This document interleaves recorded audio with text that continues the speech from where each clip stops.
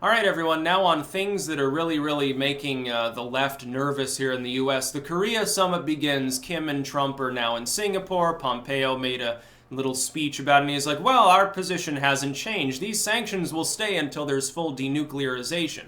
That could be a little problem. I think with Trump, just because he has Mike Pompeo say that that's his avowed position and he won't bend on it, doesn't mean he won't bend on it. It's bad to go into negotiations with too many things that you aren't willing to change. It's also bad to go in, like someone the other day on Twitter was like, oh, I genuinely wish it was Obama that was going to meet with Kim. I would have so much more confidence and feel so much more at ease. I'm like, okay, that wouldn't have happened. Number one, he never would have gone over to the meeting to begin with. Number two, Obama knew nothing about East Asian political style, so he would have failed entirely. No, Obama would have let him insult Pence, said nothing and said, well, that's regrettable, but it's for the purposes of peace. It would have ended up. If Obama had signed some sort of deal with Kim, the final form would have been, the U.S. acknowledges that you have the right to have a hydrogen bomb, and if there's unification, then Juche needs to have a seat at the table. Yeah, and in return, we get, like, some Japanese prisoners released or something. And then Obama would have come out, paraded around, and acted like it was a victory. He didn't know anything about negotiating outside of the European sphere. Basically, the European diaspora style culture of politics, the type of negotiations and diplomacy that happens in the UK, in Australia, in Sweden or France, in parts of Latin, Mexico or Canada, it's totally different than the way it's done in that part of the world. You don't do diplomacy the same way. You go and you have a meeting with Vladimir Putin, or you have a meeting with Jinping or Kim Jong-un or Duterte, someone from that sphere of the world. It's going to be totally different. Trump knows this. He's done business in these countries. He knows exactly what he's doing. I think he'll be successful. And that really worries the Democrats because they're looking forward to the midterms in a few months. They're looking at the economy slowly improve. Wages are up, job growth is up, unemployment ticks down below 4%, major economic improvement over the last year. The Obama economy, some people call it. Yeah, okay. It's Trumponomics. No, it's the result of Trump being in power makes more consumer confidence. Businesses spend more, they expand more, people buy more, wages go up because there's more competition for workers. It's an upward spiral. It can continue for decades at a time. So people saying, well, there's signs it's going to collapse. Okay, so times are good, they're going to collapse soon. Times are bad, they've already collapsed. Eternal pessimism, I guess, from Krugman and his ilk. The Korean summit worries them because they're afraid it'll be successful right now. It's like with Maher coming out the other day and saying, I hope that there's an economic downturn so that Trump gets stopped. He's saying what the other Democrats merely think. They know it's politically inconvenient to say such things, and for him, it's a gaffe in the sense that a lot of people are taken aback, but he is being honest. He's being truthful, dude. He's actually telling you the truth. It's more than you're going to get from Nancy Pelosi or Tom Perez, from a Hillary Clinton or from Bubba Bill. No, it's the same with this. They are hoping. They're going to think it, but they're not going to say it out loud. They're hoping that the summit collapses. They're hoping that Trump ends up looking like an idiot and comes back with his tail between his legs, having accomplished nothing. That's what they honestly hope for, because then it denies him one of the keys to the White House. If the summit goes well over the next few days, you get a glowing photo op with Trump and Kim shaking hands, and at least a vague promise of continued work to denuclearize. You get, Kim and President Moon, they shake hands, they say, we really want a peace treaty, we want to end the Korean War. And the U.S. says, well, we've made great strides, and Pompeo comes out smiling, and Pence and Trump, they meet, and they're smiling. Jinping shows up, and he's smiling. If that happens, Trump wins a major foreign policy success, the first, by the way, of his presidency, technically speaking. The first that would be significant enough to rise to the level of giving him that fabled seventh key to the White House that all but assures that if the economy goes well, and he doesn't die or get impeached, he gets reelected in 2020. By the way, what effect do you think this is going to have on the Republicans right now are favored on all things money, but they're not quite favored yet on foreign policy. This gives them a second tier of victory.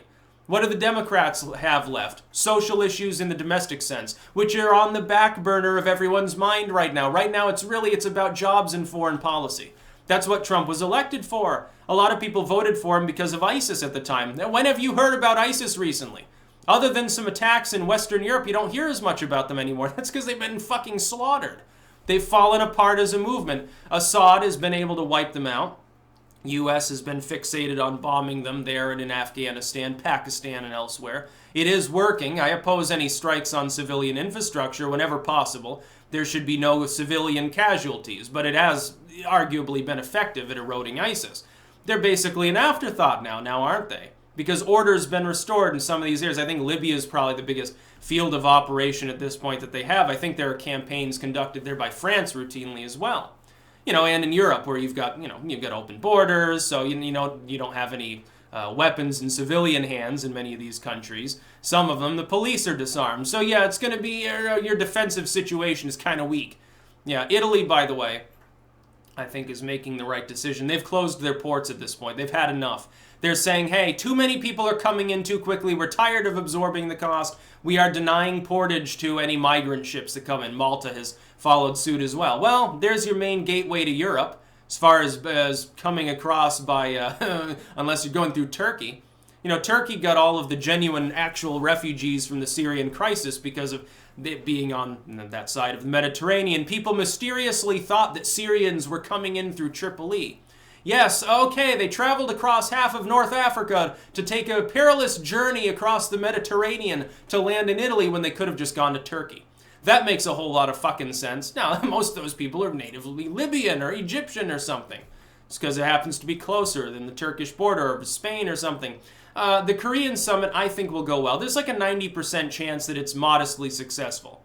Of the last 10%, it's 50-50 as to whether it sort of falls apart or is true. A true success is still possible, too. You could have an actual promise to denuclearize, something that gets immediately followed through with, like Pompeo.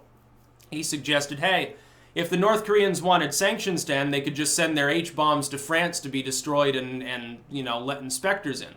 There's a possibility that happens. It could be that this is all just a show anyway. It's like Shakespearean-style stuff. It could be that Pompeo and Jinping already came to an agreement. They're like, hey, we're going to invade North Korea if they don't immediately denuclearize. We're fucking tired of it. We're tired of the situation. We can play hardball with China, or we can softball you and give you all sorts of goodies, but you got to let us reunify the peninsula.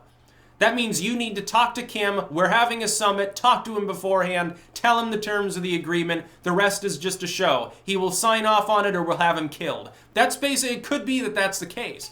By the way, if the summit goes really well and you have like a formal peace treaty signed within a week or something, it'll be because of that. It'll be because of Pompeo's secret journey to North Korea.